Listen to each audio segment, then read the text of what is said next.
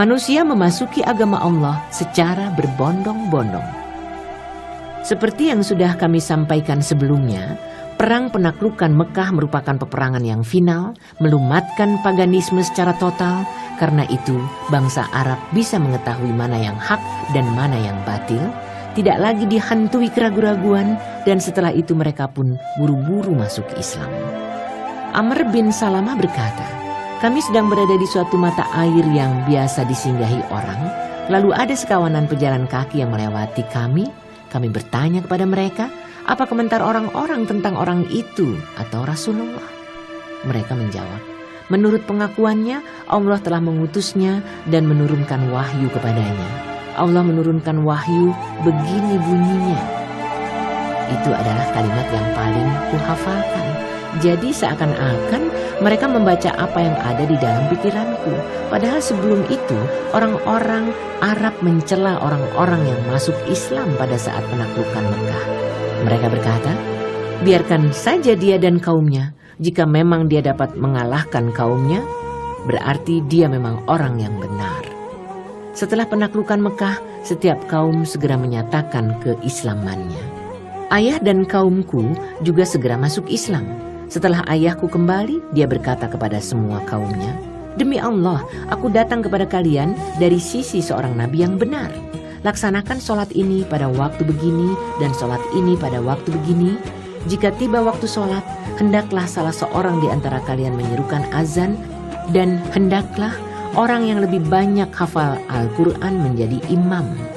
Hadis ini menunjukkan seberapa jauh pengaruh penaklukan Mekah dalam membalik keadaan, mengangkat kedudukan Islam, mendorong bangsa Arab untuk menentukan sikap dan kepasrahan mereka terhadap Islam.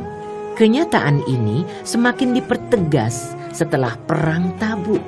Karena itu kita bisa melihat sekian banyak utusan yang datang ke Madinah pada tahun 9 Hijriah dan 10 Hijriah. Kita bisa melihat bagaimana manusia masuk ke Islam secara berbondong-bondong. Sehingga pasukan Islam yang hanya berjumlah 10.000 prajurit pada saat penaklukan Mekah langsung membengkak menjadi 30.000 prajurit pada waktu Perang Tabuk. Padahal rentang waktu antara dua kejadian ini tidak sampai setahun penuh. Kemudian pada waktu Haji Wada kita bisa melihat hamparan lautan manusia sebanyak 144.000 orang yang semuanya bergerak di sekeliling Rasulullah SAW sambil mengumandangkan talbiyah, takbir, tahmid, dan tasbih. Suara mereka berkumandang memenuhi angkasa dan membahana di seluruh penjuru tempat. Para utusan yang datang. Para utusan yang disebutkan para penulis kisah peperangan jumlahnya lebih dari 70 utusan. Tidak mungkin bagi kita untuk merincinya satu persatu secara detail. Kita hanya akan menyebutkan secara global dan yang dianggap penting dalam sejarah. Secara umum para utusan ini datang setelah penaklukan Mekah. Tetapi ada sebagian kabilah yang mengirim utusannya sebelum penaklukan Mekah. 1. Utusan Abdul Qais. Kabilah ini mengirim utusan 2 kali, yang pertama pada tahun 5 Hijriah atau bahkan sebelum itu. Sebelum itu ada seorang dari penduduk kabilah ini bernama Munkit bin Hayyan yang datang ke Madinah sambil membawa barang dagangannya. Setelah datang di Madinah, tepatnya setelah kedatangan Rasulullah SAW di Madinah dan dia mengetahui Islam, maka dia pun masuk Islam. Dengan berbekal surat beliau, dia kembali ke kaumnya, mengajak mereka agar masuk Islam, dan ajakannya ini mereka penuhi. Pada bulan suci mereka mengirimkan utusan sebanyak 13 atau 14 orang untuk menemui Rasulullah SAW. Mereka bertanya tentang iman dan macam-macam minuman.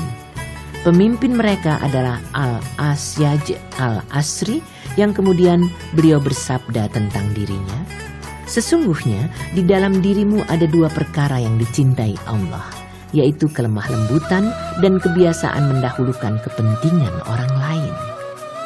Utusan kedua terjadi pada tahun datangnya para utusan yang jumlahnya ada 40 orang. Di antara mereka ada seorang yang bernama Al-Jarud bin Al-Ala Al-Abdi yang sebelumnya beragama Nasrani lalu masuk Islam dan Islamnya menjadi bagus. 2. Utusan Daus. Utusan kabilah ini datang pada awal tahun 7 Hijriah yang saat itu Rasulullah SAW sedang berada di Khaybar. Di bagian terdahulu sudah kami paparkan sedikit uraian tentang keislaman At-Tufail bin Amr Ad-Dausi yang masuk Islam saat Rasulullah SAW berada di Mekah. Kemudian dia kembali ke kaumnya dan terus-menerus mengajak mereka kepada Islam. Karena mereka tidak segera memenuhi ajakannya dan menunda-nunda, membuatnya putus asa. Lalu dia kembali menemui beliau dan memohon agar beliau berdoa untuk kaum Daus. Maka beliau berdoa, "Ya Allah, berikanlah petunjuk kepada Daus." Akhirnya mereka masuk Islam. Pada awal tahun 7 Hijriah, At-Tufail mengutus 70 atau 80 keluarga dari kaumnya ke Madinah. Karena saat itu beliau sedang berada di Khaybar, maka mereka pun menyusul ke sana. 3. Utusan Farwah bin Amr al-Judzami. Farwah adalah seorang komandan pasukan Arab di bawah kekuasaan Romawi. Semua orang Arab yang tunduk di bawah kekuasaan Romawi berada di bawah komandonya. Tempat tinggalnya di Muan dan daerah-daerah sekitarnya yang termasuk Syam menjadi wilayah kekuasaannya. Dia masuk Islam setelah melihat kepahlawanan dan keberanian orang-orang Muslim serta kehebatan mereka di perang Mu'tah. Setelah masuk Islam, dia mengirim utusan kepada Rasulullah SAW dan menghadiahkan seekor bigal berwarna putih. Penguasa Romawi langsung mencari dirinya setelah mengetahui keislamannya, memegang dan memenjarakannya. Dia disuruh memilih keluar dari Islam ataukah mati. Dia memilih yang kedua daripada keluar dari Islam. Karena itu mereka menyalibnya di Palestina di dekat mata air Afra lalu memenggal lehernya. 4. Utusan dari Suda. Utusan ini datang sepulang Rasulullah SAW dari Ji'ranah pada tahun 8 Hijriah. Pada saat itu, beliau sudah menyiapkan satuan pasukan sebanyak 400 orang Muslim dan memerintahkan agar mereka pergi ke Yaman yang di sana ada Bani Suda.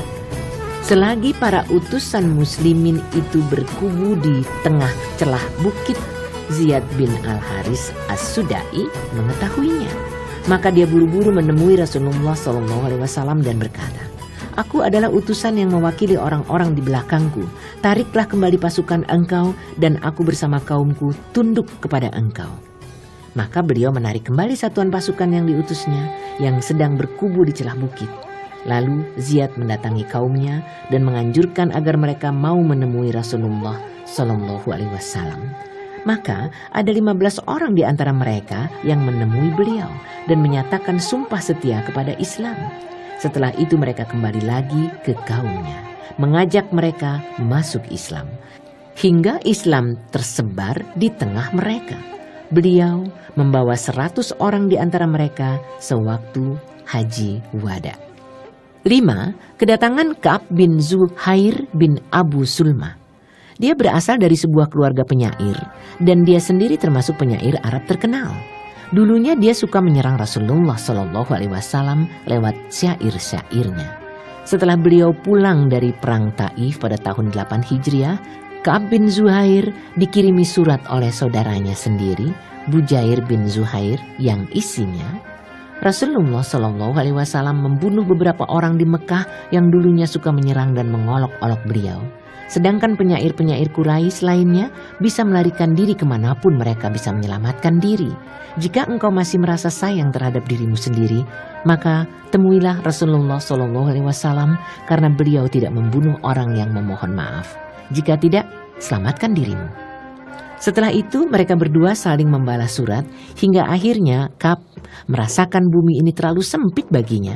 Karena dia masih merasa sayang terhadap dirinya sendiri, maka dia datang ke Madinah dan singgah di rumah seorang dari Juhainah. Pada pagi harinya dia sholat bersamanya.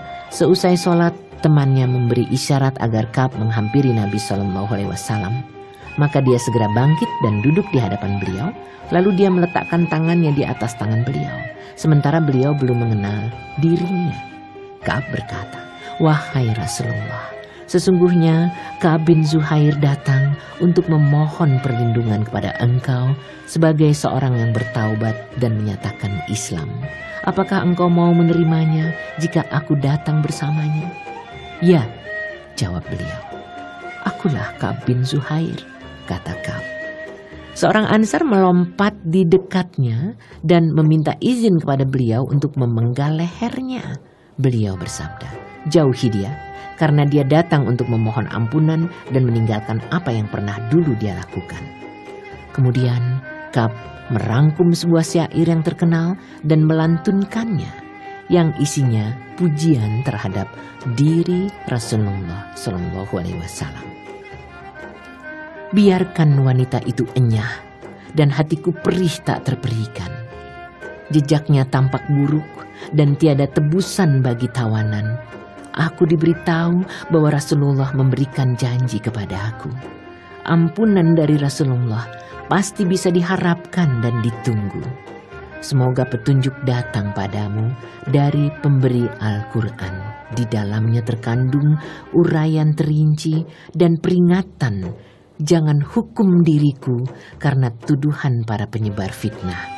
Aku tiada berdosa, sekalipun banyak perkataan yang tertumpah. Aku berdiri di suatu tempat, andaikan seekor gajah ada di sana. Dia akan bisa melihat dan mendengar dariku untayan kata. Pasti ada bayang-bayang yang ikut bergoyang.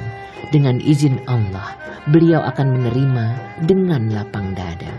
Ada canda yang membuatku takut mengucapkannya lagi, karena engkau akan diminta tanggung jawab dan ditanyai oleh singa yang mendekam di tempat persembunyiannya, di tengah pepohonan yang rimbun tempat bersarangnya. Rasul adalah cahaya yang bersinar berkilauan, laksana pedang India yang terhunus tajam."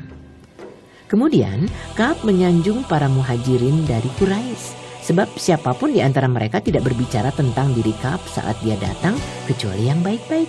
Lalu dia juga menawarkan diri untuk menyanjung orang-orang Ansar.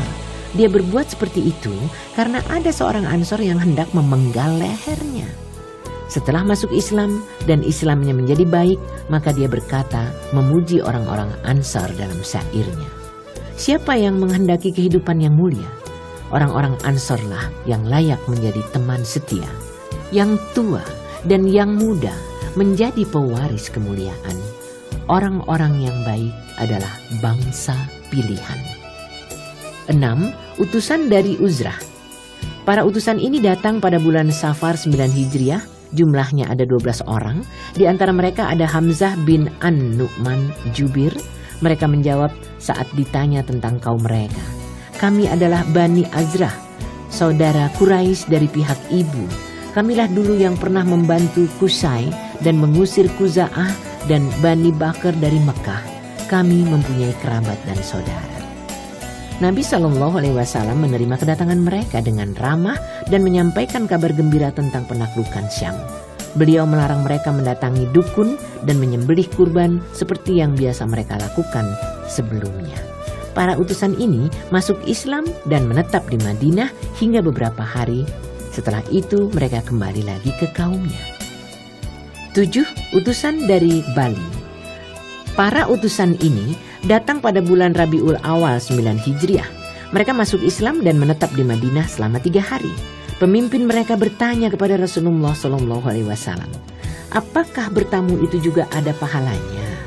Beliau menjawab, "Benar, dan setiap kebajikan yang engkau kerjakan terhadap orang yang miskin maupun kaya merupakan sedekah." Dia bertanya lagi tentang lamanya bertamu. Beliau menjawab, 3 hari. Dia bertanya tentang domba yang lepas. Beliau menjawab, dia milikmu atau milik saudaramu atau menjadi bagian serigala. Dia juga menanyakan tentang onta yang lepas. Beliau menjawab, ia bukan milikmu atau bagian serigala, tetapi biarkan saja ia hingga pemiliknya dapat memegangnya lagi. 8 utusan dari Sakif. Mereka datang pada bulan Ramadan 9 Hijriah sepulang Rasulullah SAW dari Tabuk. Adapun latar belakang keislaman mereka, karena pemimpin mereka Urwah bin Mas'ud As-Sakafi membuntuti Rasulullah Shallallahu Alaihi Wasallam sepulang dari perang Taif pada bulan Zulhijjah 8 Hijriah. Sebelum tiba di Madinah, dia menemui beliau dan masuk Islam. Lalu dia kembali lagi di tengah kaumnya dan mengajak mereka masuk Islam. Dia merasa yakin bahwa mereka akan memenuhi ajakannya, karena sebelumnya dia memang seorang pemimpin yang disegani dan ditaati. Dialah di antara pemimpin yang paling dicintai kaumnya. Tetapi ketika dia mengajak mereka agar masuk Islam, justru mereka melancarkan serangan anak panah dari segala penjuru hingga dia meninggal dunia. Sepeninggal Urwah, mereka merasa dicekam ketakutan. Setelah berjalan beberapa bulan, mereka bermusyawarah dan menyadari bahwa mereka tidak akan sanggup menghadapi orang-orang Arab di sekitarnya yang telah masuk Islam. Mereka sepakat untuk mengirim seorang utusan kepada Rasulullah SAW. Mereka membujuk Abyalil dan menawarkan kepadanya untuk diangkat sebagai utusan. Namun dia menolaknya dengan alasan karena khawatir dia akan menjadi sasaran balas dendam seperti yang mereka lakukan terhadap Urwah. Dia berkata, "Aku tidak akan sudi melakukannya kecuali jika kalian mengutusku bersama beberapa orang." Maka mereka menunjuk 2 orang dari sekutu mereka, 3 orang dari Bani Malik, sehingga jumlah mereka ada 6 orang. Karena ditambah Utsman bin Abul As At-Sakati, orang yang paling muda di antara mereka. Setiba di Madinah, mereka mendirikan tenda bundar di dekat masjid agar bisa mencuri dengar dan mengintip orang-orang muslim mendirikan sholat. Mereka ingin merundingkan 1-2 hal dengan Nabi SAW saat beliau menyeru mereka agar masuk Islam. Karena itu, pemimpin mereka mengajukan permintaan agar beliau menulis sebuah perjanjian antara beliau dan Bani Sakif yang isinya: 1. Mereka diperkenankan melakukan zina. 2. Mereka diperkenankan minum khamr. 3. Mereka diperkenankan melakukan riba. 4. Mereka dibebaskan dari kewajiban sholat. 5. Berhala mereka, Lata, dibiarkan saja. 6. Mereka tidak disuruh merobohkan patung-patung mereka. Tetapi tak satu pun permintaan mereka yang dipenuhi Rasulullah SAW. Mereka dibiarkan berembuk sendiri dan tidak ada jalan lain kecuali tunduk kepada beliau. Karena itu mereka masuk Islam. Tetapi mereka mengajukan syarat agar beliau menunjuk orang lain untuk merobohkan Lata dan bukan tangan orang-orang Sakif sendiri. Beliau menerima syarat itu. Lalu beliau menulis surat yang ditujukan kepada kaum Sakif yang menunjuk Utsman bin Abul As At-Sakafi sebagai pemimpin mereka. Karena dialah orang yang paling antusias memahami Islam, mempelajari agama, dan Al-Quran. Pasalnya, setiap hari para utusan Bani Sakif ini menemui Rasulullah SAW pada pagi hari dan meninggalkan Utsman bin Abu As di tenda mereka. Jika mereka kembali karena hari sudah siang, maka giliran Utsman yang menemui beliau, meminta untuk dibacakan Al-Quran dan banyak bertanya tentang agama. Dia juga mendatangi Abu Bakar untuk tujuan yang sama. Utsman juga merupakan orang yang paling mendatangkan barokah bagi kaumnya pada masa-masa merebaknya kemurtatan. Saat Bani Sakif menyatakan murtad, maka dia berkata kepada mereka, "Wahai semua penduduk Sakif, kalian adalah orang-orang yang terakhir masuk Islam. Maka janganlah kalian menjadi orang-orang yang pertama murtad." Akhirnya mereka tidak jadi murtad dan tetap teguh memeluk Islam. Para utusan ini kembali lagi ke kaumnya dan mereka menyembunyikan hakikat yang sebenarnya. Para utusan ini menakut-nakuti kaumnya dengan pertempuran dan peperangan. Wajah mereka tampak gelisah dan sendu. Rasulullah SAW meminta mereka agar masuk Islam, meninggalkan zina, tidak minum khamr dan lain-lainnya. Jika tidak, maka beliau akan menyerang mereka. Rupanya mereka masih dikuasai kebanggaan berdasarkan pemikiran jahiliyah. 2 atau 3 hari mereka bersiap-siap untuk berperang. Kemudian Allah menyusupkan ketakutan ke dalam hati mereka. Karena itu mereka berkata kepada para utusan itu, "Temuilah dia lagi dan berikan apa yang dimintanya." Barulah para utusan tersebut mengatakan apa yang sebenarnya terjadi dan menunjukkan perjanjian yang telah mereka sepakati. Akhirnya semua masuk Islam. Rasulullah SAW mengutus beberapa orang untuk merobohkan berhala Lata. yang dipimpin Khalid bin Al-Walid. Setibanya di sana, Al-Mughirah bin Syu'bah mengambil cangkul dan berkata kepada rekan-rekannya, "Demi Allah, aku benar-benar akan membuat kalian tertawa karena perbuatan orang-orang Sakif." Kemudian dia merobohkan berhala Lata dengan 2 buah cangkul hingga roboh. Penduduk Taif yang menonton serasa bergetar hatinya. Mereka berkata, "Semoga Allah mengutuk Al-Mughirah, dia tentu akan dicekik penjaga berhala." Al-Mughirah melompat ke arah mereka seraya berkata, "Semoga Allah memburukkan rupa kalian. Berhala ini hanyalah tumpukan batu dan lumpur yang hina." Kemudian dia menghancurkan pintu tempat penyimpanan barang, naik ke atas pagarnya yang diikuti rekan-rekannya. Lalu mereka merobohkan pagar-pagar itu hingga semuanya rata dengan tanah.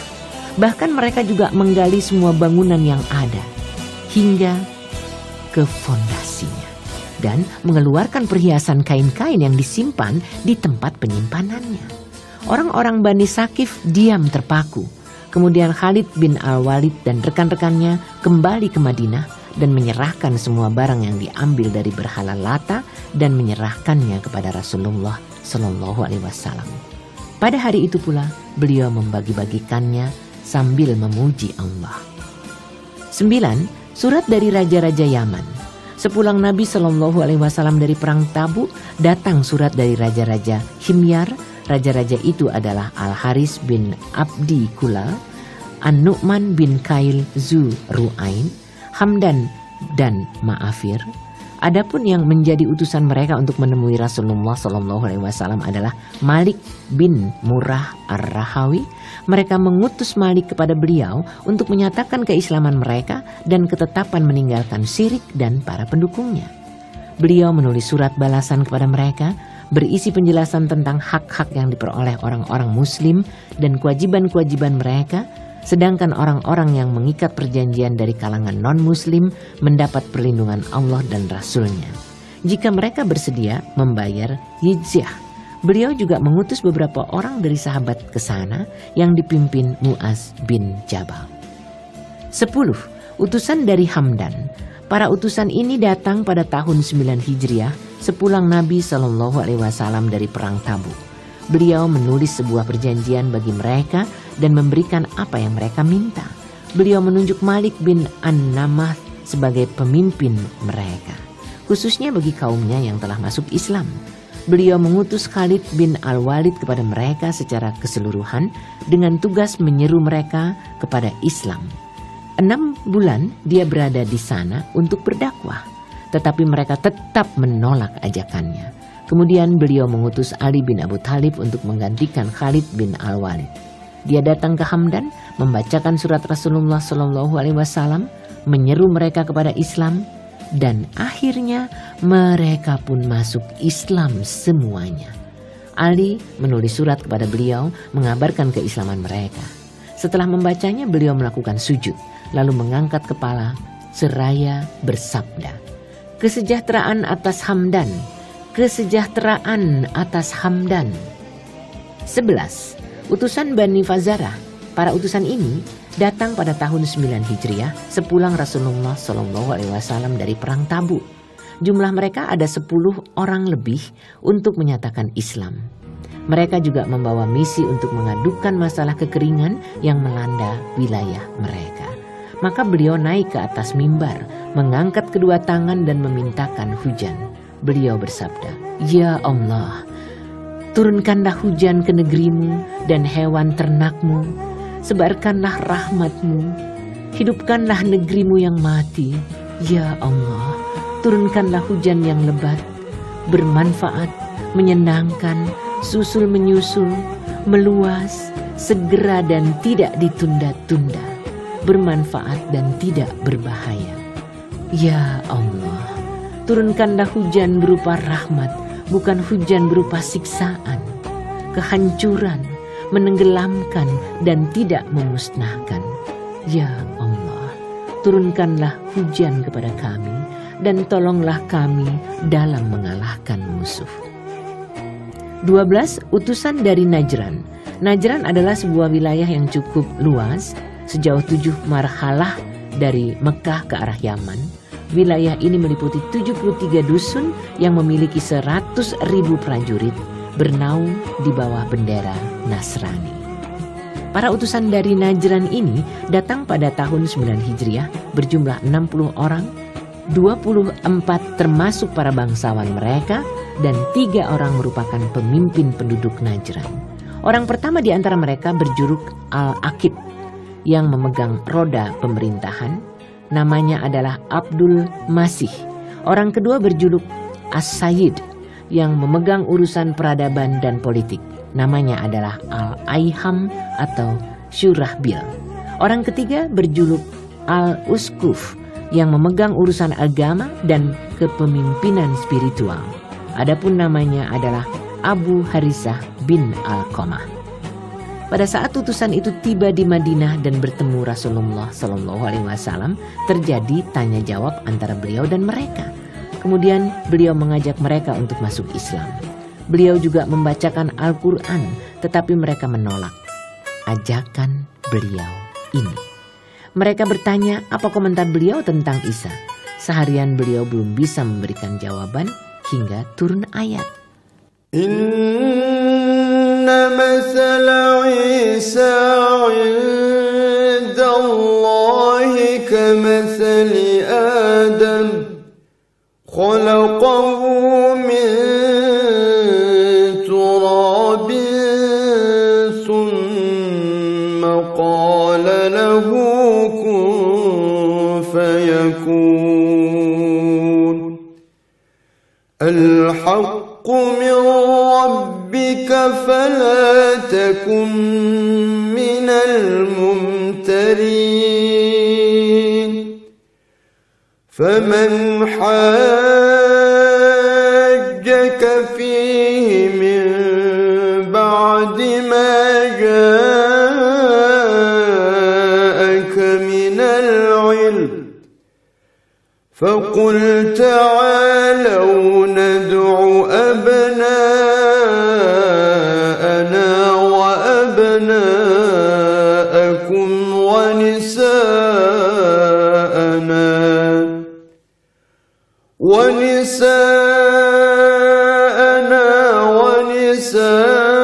ونساءكم وأنفسنا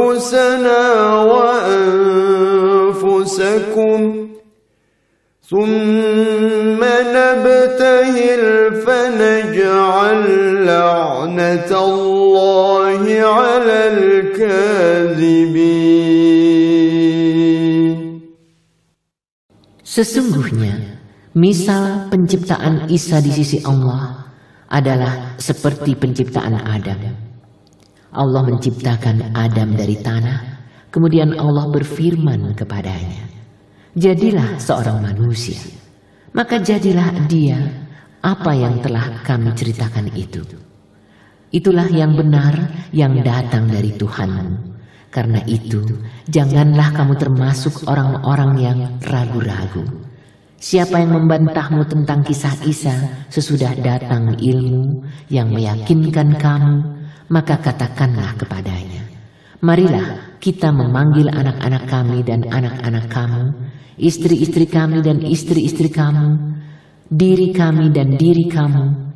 Kemudian marilah kita bermubahalah kepada Allah dan kita minta supaya laknat Allah ditimpakan kepada orang-orang yang dusta." Surat Ali Imran ayat 59 sampai 61.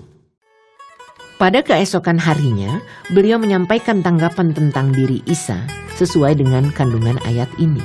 Seharian ini beliau meninggalkan mereka agar mereka bisa mengambil keputusan. Tetapi rupanya mereka tetap tidak mau menerima tanggapan beliau tentang diri Isa dan sekaligus mereka menolak masuk Islam. Maka kemudian beliau mengajak mereka bermubahalah. Kala mereka melihat kesungguhan dan persiapan beliau untuk bermubahalah, mereka pun bermusyawarah lagi. "Demi Allah, kalian jangan melayaninya. Jika dia benar-benar seorang nabi, maka Allah pasti akan mengutuk kita dan kita pun tidak akan beruntung sama sekali, serta tidak ada yang menyisa sesudah itu bagi kita. Semua yang ada pada diri kita pasti akan binasa," kata mereka kepada yang lain. Akhirnya mereka sepakat untuk tunduk kepada Rasulullah Shallallahu Alaihi Wasallam. Mereka menghadap beliau dan berkata, "Kami pasrah apapun yang engkau minta dari kami." Beliau menyatakan siap menerima jizyah dari mereka dan disepakati agar mereka menyerahkan 2.000 hullah setiap tahunnya, 1.000 pada bulan Rajab dan 1.000 lagi pada bulan Safar. Sebagai gantinya beliau memberikan perlindungan Allah dan Rasul-Nya kepada mereka, dan mereka diberi kebebasan secara mutlak untuk menjalankan agamanya. Untuk itu ditulis sebuah piagam perjanjian. Mereka meminta agar beliau mengirim seorang penjaga keamanan ke daerah mereka. Tugas ini diserahkan kepada Ubaidah al-Jarrah. Lambat laun Islam menyebar di tengah mereka. Bahkan para penulis sejarah menyebutkan bahwa As-Sayyid dan Al-Aqib masuk Islam sekembalinya ke Najran. Kemudian Nabi Shallallahu Alaihi Wasallam mengutus Ali bin Abi Thalib untuk mengurus sedekah dan jizyah mereka. 13. Utusan dari Bani Hanifah. Mereka datang pada tahun 9 Hijriah sebanyak 17 orang, yang diantaranya ada Musailamah al-Kadzab, yang nama lengkapnya Musailamah bin Sumamah bin Kabir bin Hubaib bin Al-Harits dari Bani Hanifah. Mereka singgah di rumah salah seorang Ansar, kemudian menemui Rasulullah Shallallahu Alaihi Wasallam lalu menyatakan masuk Islam. Ada beberapa riwayat yang berbeda tentang diri Musailamah al-Kadzab. Namun dari beberapa riwayat ini pula dapat disimpulkan bahwa Musailamah adalah seorang yang selalu menampakkan kesombongan, kecongkakan, dan ambisi untuk mendapatkan kedudukan. Dia tidak datang menemui beliau bersama utusan yang lain, sementara beliau ingin meluluhkan hatinya dengan perkataan dan perlakuan yang manis. Tetapi karena dia sudah dikuasai niat yang buruk, tentu saja semua itu tidak banyak artinya. Sebelumnya Rasulullah Shallallahu Alaihi Wasallam pernah bermimpi mendapatkan kekayaan duniawi yang melimpah. Tiba-tiba di tangannya ada 2 buah gelang yang kebesaran, sehingga hal ini sangat mengganggunya. Lalu beliau dibisiki agar meniup gelang itu. Setelah dibisiki, gelang itu pun hilang entah kemana. Beliau menakwili bahwa 2 gelang itu adalah 2 orang pendusta yang akan muncul sepeninggal beliau. Dengan sikapnya yang congkak, Musailamah al-Kadzab pernah berkata, "Jika Muhammad mau memberiku kekuasaan sepeninggalnya, maka aku mau mengikutinya." Beliau menemui Musailamah yang berada bersama rekan-rekannya, lalu terjadi percakapan panjang lebar. Musailamah berkata, "Kalau memang engkau menghendaki, biarkan antara dirimu dan urusan ini, lalu serahkan kekuasaan ini sepeninggalmu." Beliau menjawab, "Jika engkau meminta kekuasaan seperti ini, maka aku tidak akan memberikannya kepadamu. Sekali-kali engkau tidak bisa mencampuri urusan Allah. Jika engkau berpaling, niscaya Allah akan membunuhmu. Demi Allah, aku melihat dirimu adalah orang yang kulihat dalam mimpiku, dan ini adalah sabit yang akan mengikutimu dan meninggalkan aku." Benar apa yang disabdakan Nabi Shallallahu Alaihi Wasallam. Setelah pulang ke Yamamah, Musailamah terus memikirkan kedudukan dirinya sampai akhirnya dia membuat pernyataan untuk bersekutu dengan Nabi Shallallahu Alaihi Wasallam. Dia menyatakan dirinya sebagai nabi, membuat beberapa keputusan tersendiri, menghalalkan khamar dan zina bagi kaumnya, tapi dia juga tetap mengakui Nabi Shallallahu Alaihi Wasallam sebagai nabi. Kaumnya terperdaya dan mereka pun mengikutinya dan bergabung bersamanya, sehingga kedudukan dirinya semakin bertambah populer. Dia mendapatkan julukan Rahman Yamamah karena kemapanan kedudukan dirinya di tengah mereka. Dia juga menulis sebuah surat yang ditujukan kepada Nabi Shallallahu Alaihi Wasallam yang berisi, "Aku bersekutu denganmu dalam agama ini, kami mendapat separuh bagian dan separuhnya lagi bagi Quraisy." Beliau mengirimkan balasan yang di dalamnya tertulis ayat Al-Quran. Innal arda lillahi yurisuha man yasha'u min ibadihi wal 'aqibatu lil muttaqin.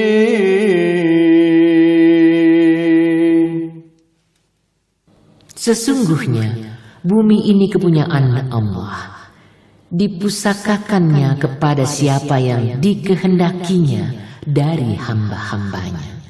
Dan kesudahan yang baik adalah bagi orang-orang yang bertakwa. Surat Al-A'raf ayat 128. Dari Ibnu Mas'ud dia berkata, Ibnun Nawahah dan Ibnul Asal mendatangi Rasulullah SAW sebagai utusan Musailamah. Beliau bertanya kepada mereka berdua, apakah kalian bersaksi bahwa aku adalah Rasul Allah? Keduanya menjawab, kami bersaksi bahwa Musailamah adalah Rasul Allah. Beliau menjawab, aku percaya kepada Allah dan Rasulnya. Andaikan aku boleh membunuh seorang utusan, niscaya kalian berdua akan kubunuh. Pengakuan Musailamah sebagai nabi ini terjadi pada tahun 10 Hijriah. Dia akhirnya dibunuh pada masa Abu Bakar pada bulan Rabiul Awal 12 Hijriah di tangan Wahsy, pembunuh Hamzah. Sedangkan orang kedua yang membual sebagai nabi adalah Al-Aswad Al-Ansi di Yaman. Dia dapat dibunuh sehari semalam sebelum Nabi SAW meninggal dunia. Ada wahyu turun kepada beliau mengabarkan hal ini, lalu beliau mengabarkannya kepada para sahabat. Baru setelah itu ada kabar dari Yaman yang diterima Abu Bakar. 14. Utusan dari Bani Amir bin Sasa'ah. Di antara para utusan ini terdapat Amir bin At-Tufail, musuh Allah, Arbad bin Qais, Khalid bin Ja'far, dan Jabar bin Aslam. Mereka adalah para pemimpin kaumnya. Amir adalah orang yang pernah mengkhianati para sahabat di Bir Ma'unah. Sebelum para utusan ini tiba di Madinah, Amir dan Arbad berembuk untuk bersekongkol membunuh Nabi SAW. Ketika mereka sudah menghadap beliau, Amir berbicara di hadapan beliau, sedangkan Arbad mondar-mandir di belakang beliau, siap menghunus pedangnya. Tetapi Allah menahan tangannya sehingga dia tidak mampu melakukannya dan beliau selamat dari persekongkolan mereka. Lalu beliau mendoakan kecelakaan bagi mereka berdua. Dalam perjalanan pulang Allah mengirim petir yang menyambar Arbad dan ontanya sehingga dia mati dalam keadaan hangus tersambar petir. Sedangkan Amir terkena sakit di tenggorokannya saat singgah di rumah seorang wanita dari Bani Salul. Sebelum meninggal di sana, dia berkata, apakah aku terkena penyakit tenggorokan seperti yang biasa menjangkiti anak onta di rumah seorang wanita dari Bani Fulan? Bawa ke sini kudaku. Lalu dia naik ke punggung kuda dan akhirnya dia mati saat berada di atas punggung kudanya. 15. Utusan dari Tujib. Para utusan ini datang sambil membawa sedekah kaumnya dari kelebihan kebutuhan mereka. Para utusan ini berjumlah 13 orang. Mereka banyak bertanya tentang Al-Quran dan Sunnah untuk dipelajari. Mereka tidak lama berada di Madinah. Ketika beliau memberikan bekal perjalanan kepada mereka, maka mereka mengirim seorang pemuda yang sebelumnya mereka tinggal di dalam kemah. Maka pemuda tersebut menghadap Rasulullah SAW seraya berkata, demi Allah, tidak ada yang membuatku sibuk tentang urusan negeriku, melainkan hendaklah engkau berdoa kepada Allah agar mengampuni dan merahmatiku serta menjadikan kekayaanku ada di dalam hatiku. Maka beliau berdoa seperti itu, sehingga pemuda tersebut menjadi orang yang paling merasa puas menerima keadaan. Dia tetap teguh di dalam Islam ketika banyak orang keluar dari Islam. Bahkan dia aktif memperingatkan kaumnya, menasehati dan memerintahkan agar mereka teguh hati. Para utusan ini bertemu lagi dengan Rasulullah SAW pada saat Haji Wada pada tahun 10 Hijriah. 16. Utusan dari Tayyi. Di antara para utusan ini terdapat Zaid al-Khail. Setelah berbicara panjang lebar dengan Nabi SAW, maka mereka pun masuk Islam. Dan keislaman mereka benar-benar menjadi baik. Beliau bersabda tentang Zaid, tak seorang pun dari bangsa Arab yang namanya disebutkan kepadaku yang menurut ceritanya dia adalah orang kaya, namun setelah tiba di hadapanku, aku tidak melihat kenyataan dirinya seperti yang diceritakan itu. Selain dari Zaid al-Khail, dia tidak membawa apapun yang dimilikinya. lalu beliau menamakan dirinya dengan julukan Al-Khair. Jadi, begitulah para utusan datang secara bergiliran selama 2 tahun, 9 dan 10 Hijriah. Para penulis sejarah dan peperangan menyebutkan beberapa utusan dari penduduk Yaman, Al-Azd, Bani Sa'ad Huzaim dari Kada'ah, Bani Anir bin Kais, Bani Asad, Bahra, Khawlan, Muharib, Bani Al-Haris bin Ka'ab, Ghamid, Bani Al-Muntafik, Salaman, Bani Abs, Muzainah, Murad, Zubaid, Kindah, Zimarah, Ghasan, Bani Is, dan Naha yang merupakan unsur terakhir yang datang pada pertengahan bulan Muharram 11 Hijriah sejumlah 200 orang. Yang paling banyak dari berbagai utusan ini datang pada tahun 9 Hijriah. Kedatangan para utusan secara terus-menerus dan bergiliran ini menunjukkan seberapa jauh dakwah Islam yang sudah bisa diterima secara menyeluruh. Kekuasaan dan pamornya di seluruh pelosok Jazirah Arab. Semua bangsa Arab melihat ke Madinah dengan pandangan hormat, sehingga tidak terlihat satu penghalang pun untuk tunduk ke kekuasaan Madinah ini. Madinah sudah berubah menjadi ibu kota Jazirah Arab. Hal ini tidak bisa dipungkiri. Hanya saja kita tidak bisa mengatakan bahwa Islam telah tertanam kuat di dalam sanubari mereka. Sebab tidak sedikit para penduduk di daerah pelosok dan pedalaman yang masuk Islam hanya karena mengekor para pemimpinnya. Padahal hati mereka belum bersih dari niat untuk mengadakan persekongkolan dan ajaran Islam pun belum merasuk ke dalam sanubari mereka. Al-Quran telah menggambarkan sebagian di antara mereka di dalam surat At-Taubah. Al-A'rabu ashaddu kufran wa nifaqan wa ajdaru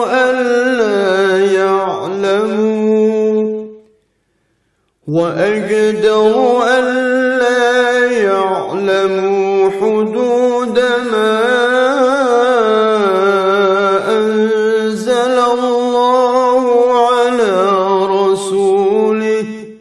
Wallahu alimun hakim. Wa minal a'rabi man yattakhidhu ma yunfiqu maghraman wa yatarabbasu bikumud dawair. Alaihim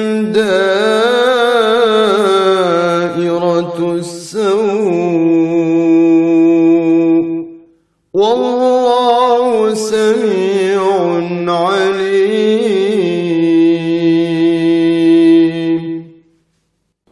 Orang-orang Arab Badui itu lebih sangat kekafiran dan kemunafikannya, dan lebih wajar tidak mengetahui hukum-hukum yang diturunkan Allah kepada Rasul-Nya. Dan Allah Maha mengetahui lagi Maha bijaksana. Di antara orang-orang Arab Badui itu ada orang yang memandang apa yang dinafkahkannya di jalan Allah sebagai suatu kerugian, dan dia menanti-nanti mara bahaya menimpamu. Merekalah yang akan ditimpa mara bahaya. Dan Allah Maha mendengar lagi Maha mengetahui. Surat At-Taubah ayat 97 dan 98. Namun, Al-Quran juga memuji sebagian yang lain. وَمِنَ الْأَعْرَابِ مَنْ يُؤْمِنُ بِاللَّهِ وَالْيَوْمِ الْآخِرِ وَيَتَّخِذُ مَا يُنْفِقُ قُرُبَاتٍ عِنْدَ اللَّهِ وَصَلَوَاتِ الرَّسُولِ أَلَا إِنَّهَا قُرْبَةٌ لَهُمْ سَيُدْخِلُهُمُ اللَّهُ فِي رَحْمَتِهِ إِنَّ اللَّهَ غَفُورٌ رَحِيمٌ. Di antara orang-orang Arab Badui itu ada orang yang beriman kepada Allah dan hari kemudian, dan memandang apa yang dinafkahkannya di jalan Allah itu sebagai jalan untuk mendekatkannya kepada Allah dan sebagai jalan untuk memperoleh doa Rasul. Ketahuilah, sesungguhnya nafkah itu adalah suatu jalan bagi mereka untuk mendekatkan diri kepada Allah. Kelak Allah akan memasukkan mereka ke dalam rahmat surganya. Sesungguhnya Allah Maha Pengampun lagi Maha Penyayang. Surat At-Taubah ayat 99. Sedangkan orang-orang yang relatif sudah beradab seperti yang berada di Mekah, Madinah, Sakif, mayoritas penduduk Yaman dan Bahrain, maka keislaman mereka benar-benar kuat dan mereka menjadi pemuka sahabat dan orang-orang muslim.